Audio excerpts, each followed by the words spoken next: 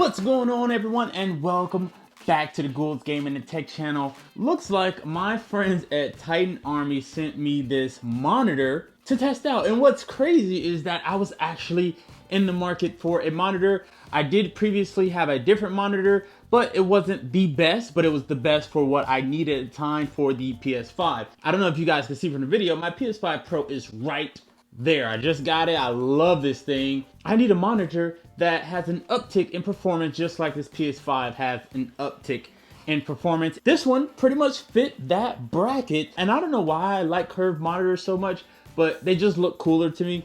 That's just me. But yes, like I said, this video is sponsored by Titan Army. Don't be alarmed by the sponsored title. But yes, the price on this monitor in particular, like I said, this is the curved monitor. This is the 31.5-inch monitor. You can find this on Amazon. The link will be in the description below. You can look at this for about $369.99. But for some reason, right now, I guess Titan Army really likes people, but you can get 40 bucks off, so it brings your grand total to $329.99. In no way, shape, or form am I saying that this is the best of the best. For what you need for your PS5 Pro and your gaming experience, you don't need too much. 1 millisecond response time, which this has. 165 hertz refresh rate. This one has about 240. Stay with me. You need at least a 2K display, another checkbox. You want to be able to capture and to visually see all your ranges of colors, which this offers as well. And lastly, you need HDR and adaptive sync. Now for the PS5 Pro in particular, you're going to need all of those things, but it's mainly the 240 hertz. I say all that to say, this is probably the best one, definitely for your pockets. If you're trying not to go too expensive with a monitor, but you want to find one that is budget friendly, I think after the discount, 320 bucks, I think that is a sweet, more than a sweet deal for a nice monitor that will get you all the specs that you will need in your day-to-day gaming, whether you're online or offline. So without any further ado, we're going to unbox this and see what's inside and set this up. But before we do that, if you're new to the channel, make sure to hit that subscribe button. It's definitely appreciated. And if you're new or returning, make sure to hit that like button. It's appreciated as well. It's the best way that I and YouTube knows you guys enjoy these type of videos. Without any further ado, let's open this bad boy. For perspective, this monitor is pretty much gonna go where the camera is right here. It's pretty much just at the edge of my desk right here. The box is bigger than what the actual monitor is, so don't be fooled by the box. We're gonna turn it upside down.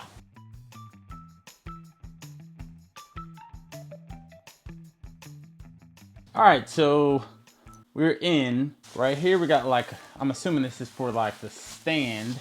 Looks like this is the bottom. This is where you hook the backing of the mount onto the actual part that sits on the desk. We have this, and I'm assuming this is the actual piece that goes on the back of the monitor to go into that other piece. It's cool, like a little, looks like a little baton. Goes like so. This will be like this. I'm pretty sure there's some type of screw to make sure this doesn't come out. You have your power adapter to plug into the monitor and to your power outlet. I don't know what these are yet, but we're gonna figure out. These are like some type of screws that go into something. I don't know. I thought this was the HDMI 2.1 cable, but this is actually the display port cable.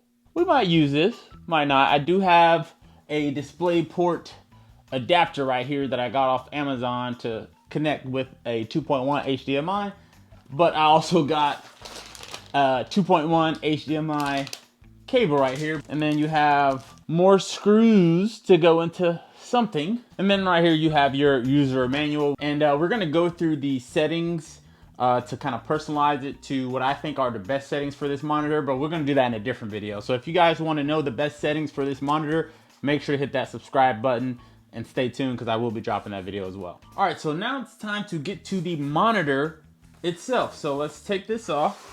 All right, so now we have the monitor. I can see all its beautiful curvedness right now. So one thing I just noticed that there is no HDMI cable in it. It's only HDMI 2.1 compatible, which it will say that on the Amazon site, but you got to get your own HDMI 2.1 cable That kind of sucks. It's kind of annoying. You figure they would include all the pieces that you need. But again, for some reason, I had a feeling that was going to happen. So that's why I got this HDMI 2.1 cable myself. Oh, I don't want to mess this up. All right, so here is the monitor right here.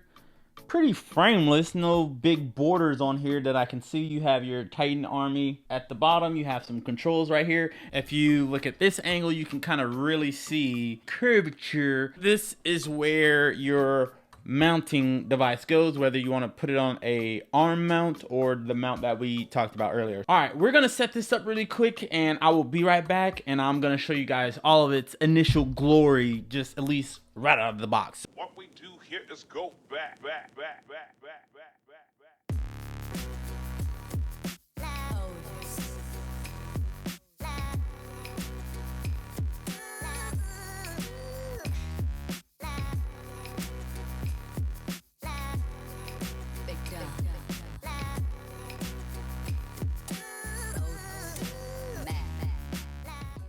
All right, you guys, so as you can see, we have this thing fully set up.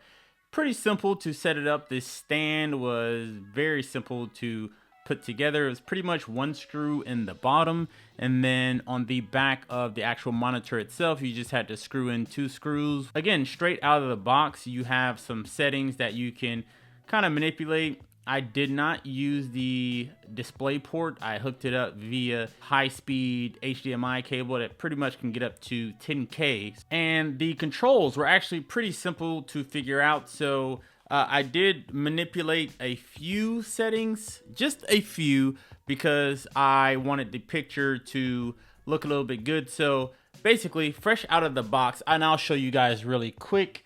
You have your power button right here. You have basically an input button, which is next to that power button, and then you have your selectors up and down. That's pretty much your left and right as well, and then also your input button is your back button as well, and then you have the last button, which is the M for the menu buttons. But yeah, as you can see up here, you basically have what your screen is outputting right now.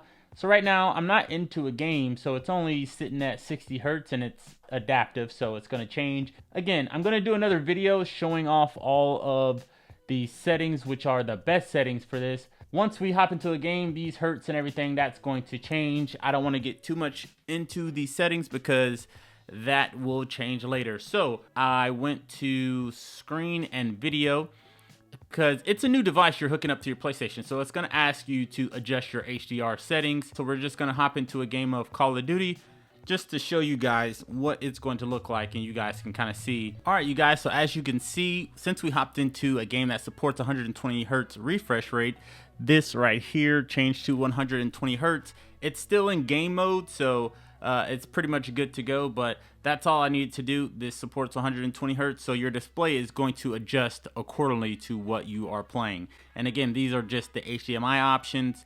When you use that display port, it'll give you a little bit more options. So we're loaded up. I'm not going to play this full game through, but I do have the audio in my ears, so you won't be able to hear it, which is fine, but I just want to kind of check out the snappiness of it. The response time is pretty good. The image quality looks pretty good. We're playing an online game, so you know the response time, that is the main thing we are concerned with. He's probably still looking for me.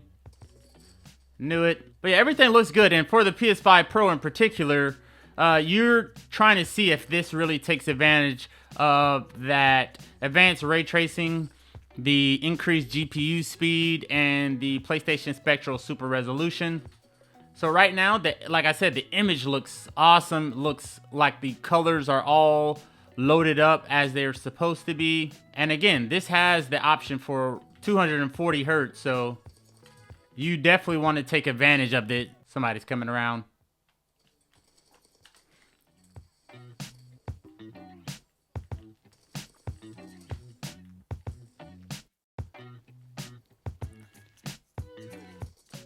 So far, this thing is looking amazing. This is the best in the sense of it is budget friendly. That is the main thing. This thing is budget friendly, and you're still getting a pretty you're still getting a pretty good output when it comes to the display. So $330 with all these specs and features that it has, you pretty much can't beat this deal. All right, you guys, so now I'm switching my game default mode to resolution just because I want to get in a game that's not necessarily set online, but just to see how clear the image is, because a game like Horizon Forbidden West, this game looks amazing. I want to make sure this display still makes this look amazing. Even though it has a 2K output, this game can go up to 4K obviously, but I just want to see how smooth it looks. All right, so as you can see, we have the game loaded up, and let's double check these settings just so you guys can see. If I go to visual, right now we're in Favor Performance Pro. Again, the whole point of this video is to show the power of the PS5 Pro and basically how this monitor pretty much mirrors it perfectly so you can get the best output for your display. The resolution on this, even though we're in performance, and again, this is with the PS5 Pro kind of doing its thing, upscaling that image, even though we're in performance, it still looks very, very sharp. The image clarity looks great on this monitor. Basically, it looks like I'm using my Sony TV that has amazing visuals. This pretty much is comparing very well to that. And again, remember, we're only in performance mode. Let's look at Aloy. Aloy looks very good, as you can see. Now we're going to switch it to resolution. All right, now we're in Favor resolution. Clearly, this drops to 30 frames per second, but that's an in-game setting. With the PS5 Pro, it's not really the monitor dropping the frames to the 30, but again, we still have a good display here. And if we check the menu right now, like I said, it adjusts the hertz based on what you're playing. So you check the menu, it's on 60 hertz, but we're still getting that 2K output. As you can see, the image is a bit sharper because we're in resolution mode, but overall, that 2K mixed with the resolution of Horizon Forbidden West still looks good.